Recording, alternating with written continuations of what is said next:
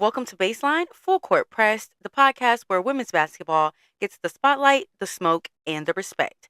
I'm your host, Patience, and today we'll be getting into Napheesa Collier's comments on the WNBA commissioner being negligent and exactly what that means for the WNBA. Is this just playoff frustration or is this a part of a larger issue? And for Napheesa Collier to say something, that means a lot because she's generally a quiet person. That's like Jackie Young going on a 3-page notes rant on Instagram Live or something. It's not going to happen. It doesn't happen. All right, let me go ahead and set the scene for you guys. It's going to be game 4, Phoenix Mercury versus the Minnesota Lynx. The series was 2-1. The Minnesota Lynx did end up losing, and it ended in a big injury for Napheesa Collier, which resulted in torn ligaments in her ankle. Cheryl Reeves, coach of the Minnesota Lynx, stormed onto the floor and just berated the officials. She ended up getting ejected, but if you know Cheryl Reeves, she's not new to this. She is true to this, and she will always advocate for her players no matter what. And then in Napheesa Collier's exit interview, she stated that she wanted to go ahead and read off a statement before she received any questions from the press. It was a pretty long statement, but I'm going to read off some things that she did go ahead and say. We have the best players in the world. We have the best fans in the world. But right now, we have the worst leadership in the world. If I didn't know exactly what that job entailed, maybe I wouldn't feel this way. But unfortunately for them, I do. And if you don't know what she means by that, her and Breanna Stewart are both co-founders of the new league Unrivaled, which was just valued at $340 million. And it's only in its second year. So needless to say, she knows what it takes to run a business. She also stated our leadership's answer to being held accountable is to suppress everyone's voice by handing out fines. I'm not concerned about a fine. I'm concerned about the future of our sport. At some point, everyone deserves to hear the truth from someone I hope has earned the benefit of the doubt to fight for what is right and fair for our athletes and our fans. And Fee also went into a detailed conversation that her and the commissioner did have back in February, where she states she sat across from Kathy Engelbert and asked how she planned to address the officiating issues in our league. Fee said the commissioner's response was, well, only the losers complain about the refs. And then she went ahead and asked how she planned to fix the fact that the players like Caitlin Clark, Angel Reese, and Paige Beckers are making such a low salary.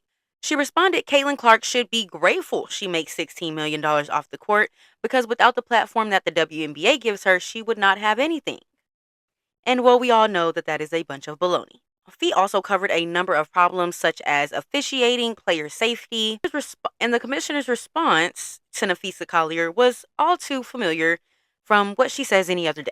She stated, I am disheartened on how Napheesa characterized our conversations and league leadership, but even when our perspectives differ, my commitment to the players and to this work will not waver. It seems like your only commitment is yourself and those board members. Let's go ahead and break down those issues that Fee was talking about in her press conference. Let's start with the whistles, or the lack thereof whistles. But when Fee got hurt in Game 4 against the Phoenix Mercury, Cheryl Reeves and many others felt like there was a foul and the foul was not called, and that could have been prevented. And that's not just a bad whistle when it comes to playoffs. So that is a game-changing, momentum-changing decision. And it's not just Fee. Coaches and players have been very vocal this season and last season about the officiating in the WNBA. And they have also made it known that this has been an ongoing issue, not just within the recent years. And you know what the league has to say about this? They cannot find a statistical link between injuries and missed calls. So therefore, it's not a problem. It's like, hey, the stove is hot, but we can't prove that the stove is why you burnt your hand. And that takes us straight into player safety. And as far as injuries, as of late August of 2025, there have been 214 injuries this season. There is currently 2 or more players injured on each WNBA team right now. That's not random. That's not bad luck. That is a pattern. As far as recovery, the back-to-back schedules do not make that any easier. The teams of the WNBA are only allowed 12 roster spots. And most teams go with 11 players just because of the salary cap, and they want to make sure people are getting paid as fairly as they can be. And they also have to have money to bring players in. That means that the depth is gone. And when injuries hit, you're playing shorthanded in most situations, leading to what? The officiating More isn't injuries. consistent by any means, and one day they let you body slam a player, but then the next day you can't even blow on a player without getting a foul. Consistently calling the right calls does prevent injury and prevents the game from getting out of hand. So when Fee got hurt, it wasn't a freak accident. It was just a reminder that player safety is still not being covered. Now let's talk bigger picture. Fee is the vice president of the Players Union as well. Her words are very strategic.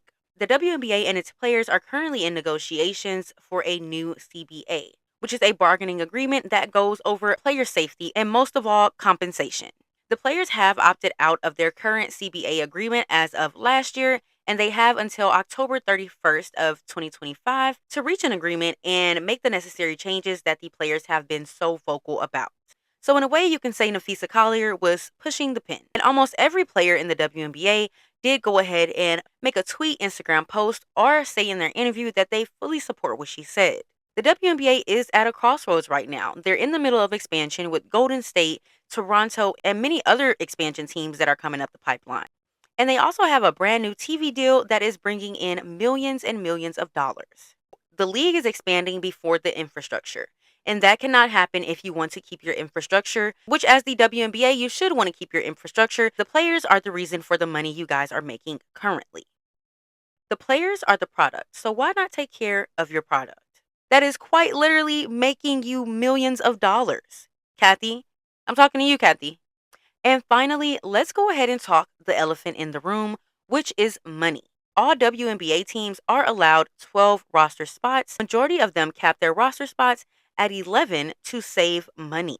Now here's where it gets wild. The average WNBA player salary is $102,000. Keep that in mind, $102,000. The top vets are around $249,000 to $252,000. Rookie and the minimum contracts fall in the lines of $66,000 to $78,000.